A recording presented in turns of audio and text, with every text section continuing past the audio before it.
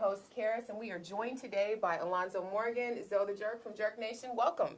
Welcome. How are you? I'm doing good. How you doing? I'm wonderful. So tell Kansas City a little bit about yourself. I know you're not native to our city, but where are you from? I'm a native of Detroit, Michigan, an original D-boy.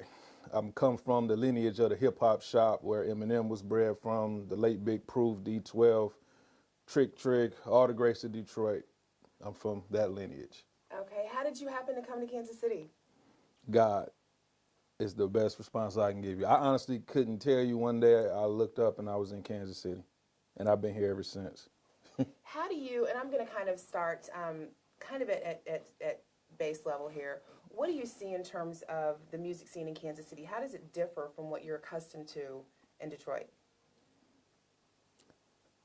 All right, there are certain similarities between every urban city's musical scene, and there's differences. In Detroit, it was more about lyricism. We when we did open mics or there was performances, you had 30 to 40 seconds to be able to get the crowd moving, or you had to go. It wasn't do songs, and we didn't exploit our artists by making them sell tickets to events. Some of the similarities is everybody, I think it's just a common in the urban communities that they say we don't have unity amongst each other. So from that standpoint, it's the same but different. Okay. Yeah. Okay, wonderful. Well, we're glad to have you here. I know that you have a project that is set to drop soon. So I'd like you to talk to our viewers a little bit about that project. What is it entitled? The name of that project is Live the Reality Show. It's a concept piece. I really didn't go for the typical, quote unquote, mainstream oversaturation. This is a total concept piece. It's a conversation I had to have with myself to get me from a dark place into an enlightened place. Everybody got the same story. We all done been from the street. Everybody sold drugs. Everybody done went to jail. Everybody done killed a bunch of people. Everybody look at women as sex objects. But at a certain point of the day, have y'all ever noticed why we all think the same? We all going through the same things in every urban city. And it's not a coincidence, it's by design. So when I started to really pay attention to that, I had to wake up. So now my whole goal and my mission is to get you to wake up. I love it. I've heard the project, and I'm definitely a fan. It does, however, seem like it's a culmination of lots of experiences and lots of revelations, personal revelations. Talk to us a little bit. I'm going to put you on the spot. A little bit about Black woman. What does that mean to you? Where did it come from? And how should we be receiving it? I've got a couple different responses from that song.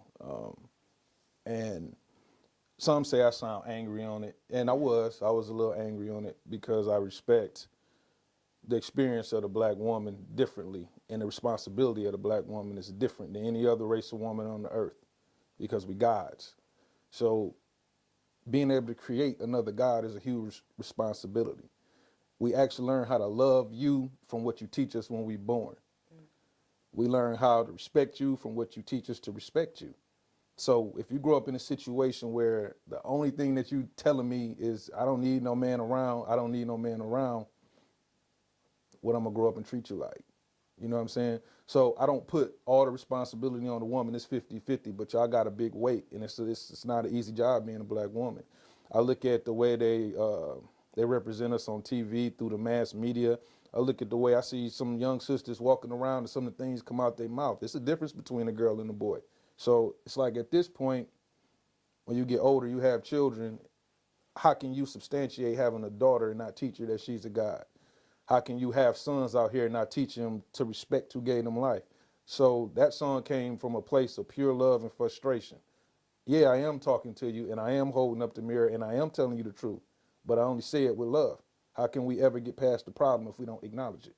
So that's where it comes from. I love it.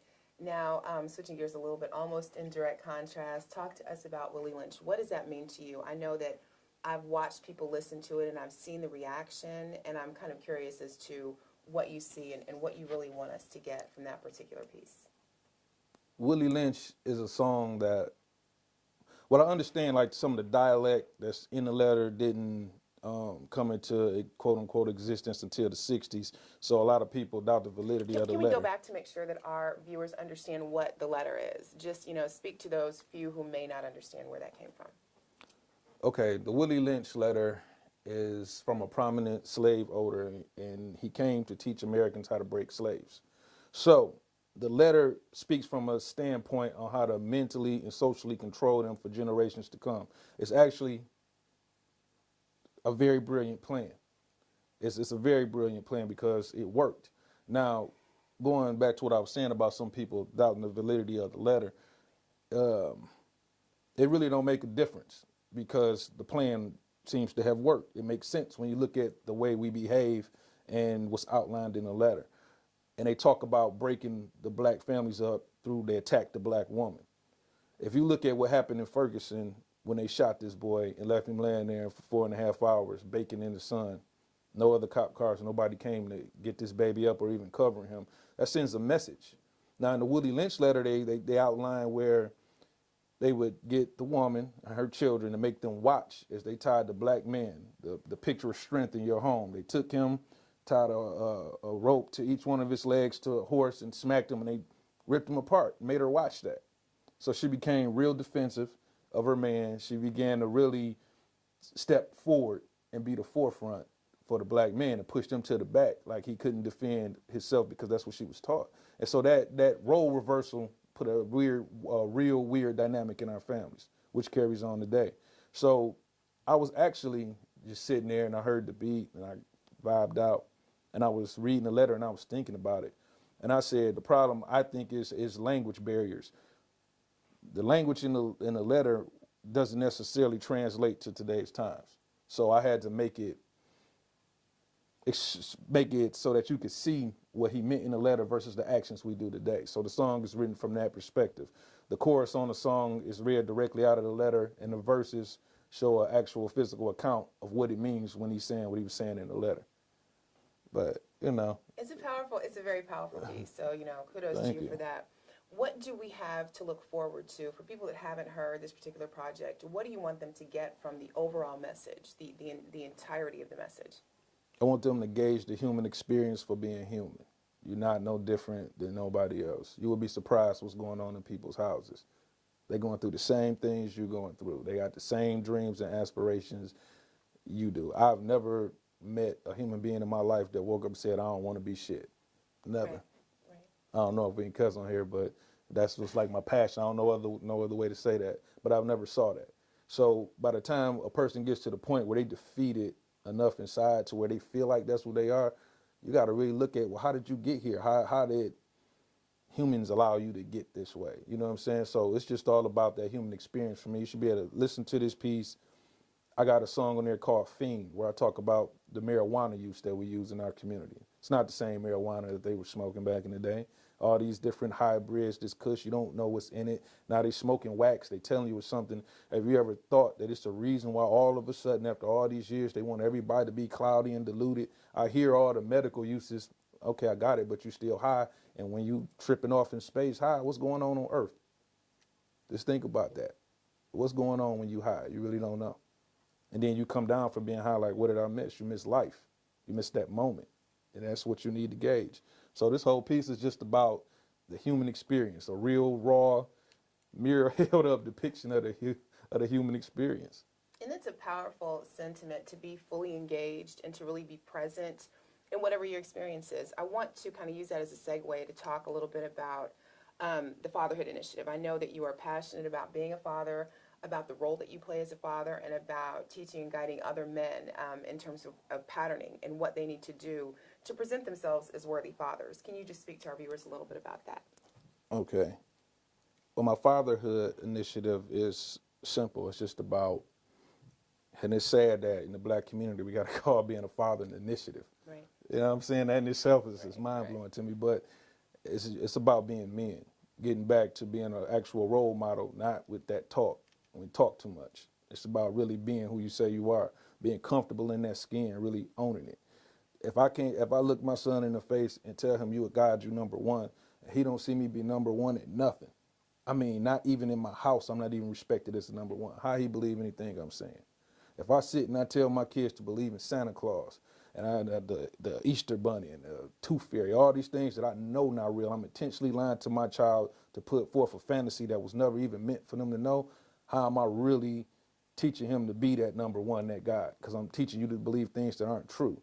So for me, the whole initiative is not just about providing shelter, food, you know, the bare minimum. We got to go beyond the bare minimum at this point. So it's more about teaching that man it's okay to tell another man, I love you, brother.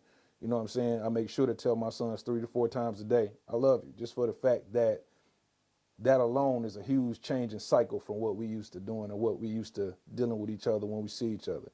Like as black men, you could see another brother, a young cat, maybe younger than you, and you will have more of a guard against him just because of his color. You don't even realize you feel that way. You see a group of teenagers walking your way, you tense up automatically, but it should be more of an embrace of love. If you see them doing something that they're not supposed to do, have the balls to step up and say something. You know what I'm saying? You won't say nothing to your own kind. You won't say nothing to the police that kill you. You won't say nothing to your employer because you're scared. So at what point do we stop being scared? And that's what my initiative is more about, is really being who we say we are. How many men can really say that you are actually who you say you are? Now that's freedom. That's freedom. I love it. Jumping from that point, you alluded to bare minimum. Now, I know what bare minimum is. However, most people, when you hear that, they connote bare minimum with the very least that we can do, the very least to achieve whatever your objective is. Talk to us about bare minimum and what that means to you, and reference the project. That's a piece from the project. And I actually got a clothing line that's called Beyond the Bare Minimum. That's going to be the first selection coming out the collection. In the song, I said, it's hard to believe it's even an option to live off another human when what he eating don't make you shit. That's self-pity. So you play the role of victim. Laziness and desperation, only thing you victim of. You celebrate you got your own pad. Oh, damn. You're 30 plus. What else would you be doing with your grown ass? The bare minimum. Like you can't control the thoughts you think, and if that's the case, who's in control of the thoughts you think? So it's from a perspective of being able to recognize as an adult, why wouldn't you have a car? Why wouldn't you have a couple dollars? Why wouldn't you have a place? What else you supposed to be doing? Why are we celebrating you being alive and being an actual participant in your own life? It's got to be more than that.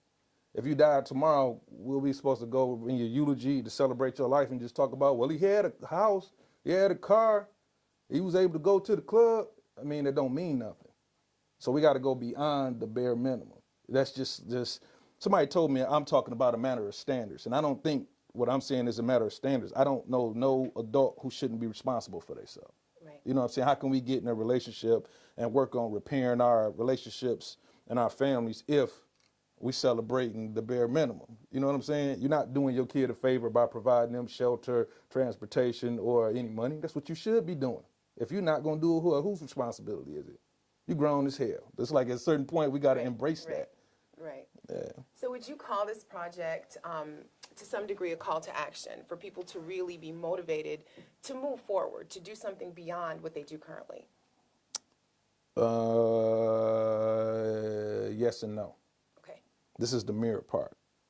This is the understand the problem part. And the call to action will be the actual actions they see behind the project. Like I said, the music is just a catalyst for me to get in your ear and let you understand I'm a street cat. You know, like in the beginning, I'm a Detroit D-boy. I done ran the streets. We done went to jail. We've seen it from all levels. We all got the same story. But where the story changes, when you say, you know what, brother, I come to the spot with no lights and no water. I can get comfortable there because I'm from that element. I can sit down with you and we can talk about it. You know what I'm saying? But it hurts my heart to see you here because I know it's only 2 ways out for you with this. You know it's only 2 ways out for you, but you don't want to think nothing different. You know what I'm saying? I was actually in Detroit a couple weeks back. I'm in the club having this conversation in the middle of the club. 20, 30 people around. In the club, drinking, they smoking, the music playing. I'm talking, and they like listening and asking questions. So I know it's an audience that people want to hear what's really going on from somebody they can respect, that they speak the language. You know what I'm saying? Now, I can keep telling you to sell dope. I can do all that. You respect it because you know I'm from that element. But if I'm still in that element, I'm out in these trenches with you every day. I'm not running from you. I ain't even scared of none of y'all. And I'm saying, dog, we ain't got to do that, though. We can get everything you trying to get in the world is entitled to you. But you're not going to get it as long as you're running in that rat wheel. And I try to bring you out of it. it's responsibility come with that. You know what I'm saying? I love it. I love it. And it feels good to see brothers feels when good. they ask those questions. Man, well, how you want to come with me? I'll show you. You know. So, do you consider yourself by nature inherently a leader? I've been told that, but we all have warped views of how we see ourselves. I'm just a work in progress. I was told, I got a friend that's a pastor, and he said, you know, some of the things you're saying and the way you're moving, that's going to be people want to kill you for doing that. Is you really willing to die for that? I said, well, now I had to think about that. Like, what the hell we living for? Wow. You know what I mean? Like, you got kids about to be out here in this. Like, this is, we don't got no more time to waste. We don't have no more Martin Luther Kings or Malcolm X's out here. We don't have none of that. I'm just a regular person who just said, I'm going to just say what's on my mind. However they take it, but I'm going to say it. Okay. Now, tell our listeners here in Kansas City, our viewers, what we have to look forward to. What's on the horizon for Zo and for Jerk Nation? October the 11th, I'll be performing at the A3C Music Festival in Atlanta, Georgia. I have a reality show in the works that's documenting me on this journey that kind of came about. It was a blessing. It just fell into my lap. But there'll be more music coming out. I also do a video blog where I talk about these same issues. Everything that I'm saying and I'm doing, you can see and find out on thejerknation.com. Thejerknation.com. If you put in Jerk Nation, you're going to see a bunch of boys in little pants dancing around, and it's not that initiative at all. But what else we got going on?